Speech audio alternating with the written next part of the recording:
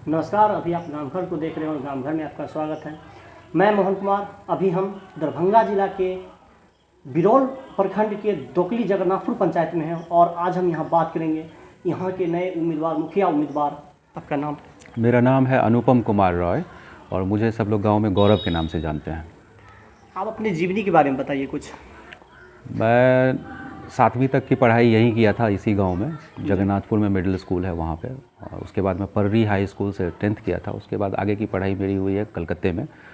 12th मैंने पास किया था वेस्ट बंगाल काउंसिल से, और कलकत्ता यूनिवर्सिटी से मैंने BSc मैथ्स किया।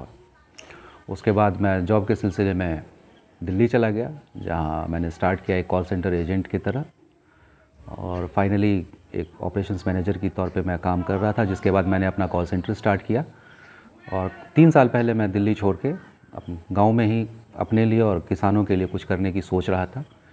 जिस क्रम में मुझे पता चला कि हमारे गांव में जो पंचायती राज व्यवस्था है उसमें भ्रष्टाचार बहुत है, लोगों को उसका फ़ायदा नहीं मिल रहा है, और जितने भी अभी तक प्रत्याशी यहाँ से जीते थे वो सब के सब मिडिल एज या उससे ऊपर के थे, बूढ़े लोग थे। तो मैंने सोचा कि अगर नौजवान इसमें उतरे और नौजवान को समर्थन मिले जनता का, तो शायद इस पंचायत का और इस पंचायत के लोगों की कुछ भलाई हो सकती है। तो ये सोच के मैंने 1.25 साल पहले अपनी मुखिया उम्मीदवारी की घोषणा की थी, ये सोच के कि मार्च अप्रैल में इलेक्शन होने वाले हैं। लेकिन इलेक्शन चूँकि टलते गए, मुझे भी टाइम मिल गया पूरा प्रचार करने का, मुझे लोग जानते नहीं थे गाँव में ठीक से। अब अमूमन आसपास के 5-7 पंचायत के लोग मुझे जानते हैं, और समर्थन भी लोगों का मुझे अच्छा मिल रहा है। अगर मैं जीता तो जो गरीब और मजबूर लोग हैं उनके लिए मैं कुछ करूँगा। चलिए, आपने अपने बहुत सारे उद्देश्यों को का यहाँ पे बताया, लेकिन हम आपसे जानना चाहेंगे आपका मुख्य उद्देश्य क्या है पंचायती चुनाव लड़ने का? पंचायती चुनाव लड़ने का मेरा मुख्य उद्देश्य है कि जो भ्रष्टाचार व्याप्त है पंचायती राज में, उस व्यवस्था को ख़त्म करना, और जो ऊपर से फंड आता है वो जिनके लिए आता है वहाँ तक पहुँच नहीं पाता, वो बीच में ही कहीं गायब हो जाता है। उस चीज़ को ख़त्म करना है, और अंतिम समाज के अंतिम सिरे पे जो लोग मौजूद हैं उन तक हमें सरकारी योजनाओं का फ़ायदा पहुंचाना है। अच्छा, ये जो पंचायती चुनाव लड़ने का जो आपने सोचा है, ये प्रेरणा आपको कहाँ से मिली? ये प्रेरणा मैं जब किसी काम से गांव में घूम रहा था, हरिजन टोले में, दलित टोले में घूमा, वहाँ पे मैंने देखा उनकी स्थिति बहुत ख़राब है। हाइजीन की समस्या है। हाइजीन मतलब आपका साफ़ सफाई की, नाले नहीं बने हुए, पीने के पानी की प्रॉब्लम है।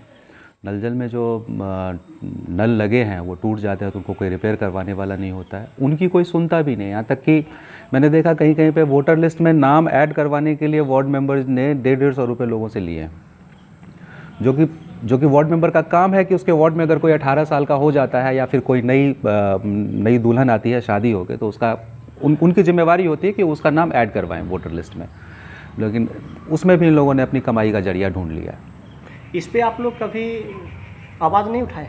जी, उठाया, आवाज़ उठाया है। मैंने अपनी तरफ से बहुत से लोगों का फ्री में वोटर लिस्ट में नाम ऐड करवाया। वृद्धा पेंशन में यहाँ पे 1500-1500 रुपये ऐंठ लेते हैं लोगों से, वो भी मैंने बहुत लोगों का ऐड करवाया है।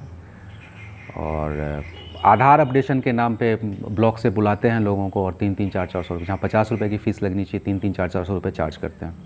तो ये सारी असुविधाएँ हैं जो लोगों को नॉलेज नहीं होने की वजह से लोग उनको बेवकूफ़ बना देते हैं, चाहे वो वार्ड मेंबर हों या पंचायत समिति के सदस्य हों या फिर आपके मुखिया जी हों। मुखिया जी के जो उनके संरक्षण में ही सारा कुछ होता है, क्योंकि उनकी जानकारी के बगैर पंचायत में कुछ भी नहीं हो सकता।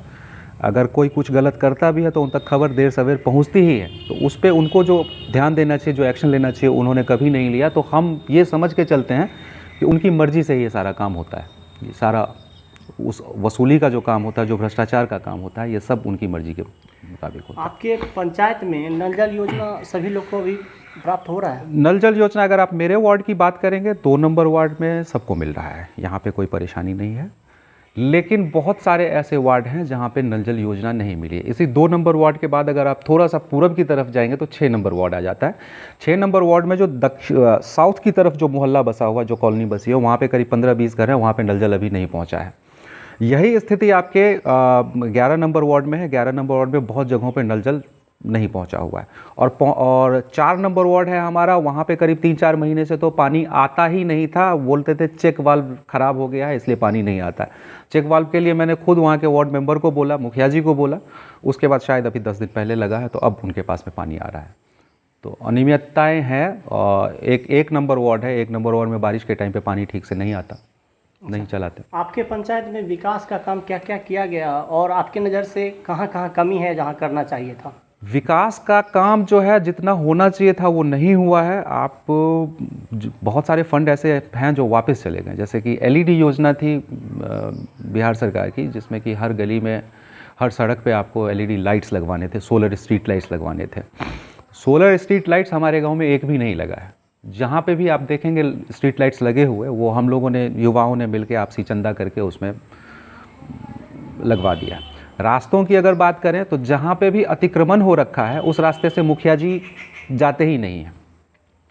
अतिक्रमण हटवा के उन रास्तों को बनवाना उनकी जिम्मेदारी है, सीओ की मदद से, प्रशासन की मदद से।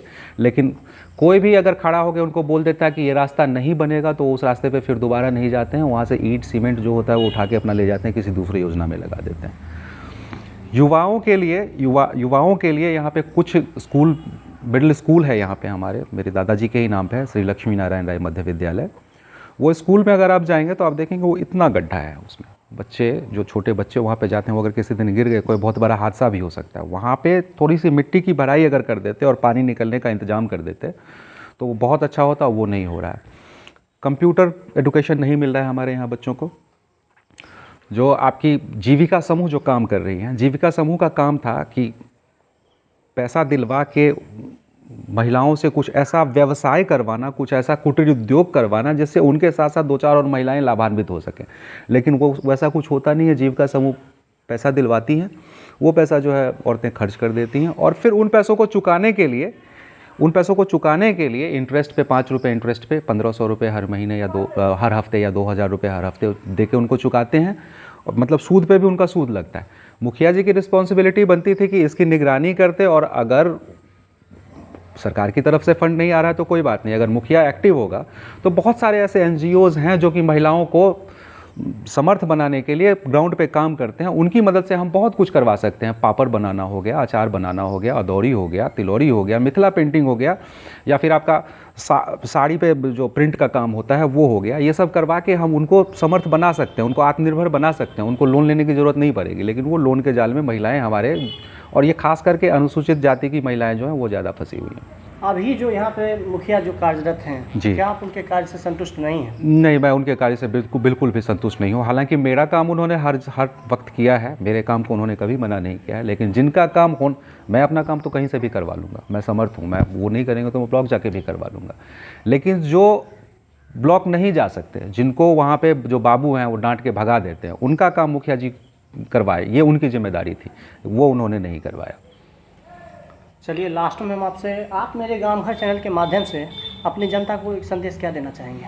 मैं अपनी जनता को यही संदेश देना चाहूँगा कि मैं आपसे अपने लिए वोट नहीं मांग रहा हूँ। आप युवा को चुनें और आप सोच के, विचार के बिल्कुल देखें कि कौन आपके लिए काम करने वाला है, किसके अंदर में वो काबिलियत है जो आप बाबू से लड़के, आप ऑफिसर से लड़के आपका हक आपको दिलवा सके, और जो सरकार की योजनाएं हैं उसके अलावा वो अतिरिक्त में आपको क्या दिलवा सकता है। अपनी जेब से तो देगा नहीं, लेकिन बहुत सी ऐसी स्कीम्स हैं जो कि वो आपके लिए ला सकता है, जिससे आप लाभान्वित हो सकते हैं। तो ये सोच समझ के मतदान करें और मतदान जरूर करें। चलिए, गांव घर से बात करने के लिए बहुत बहुत धन्यवाद।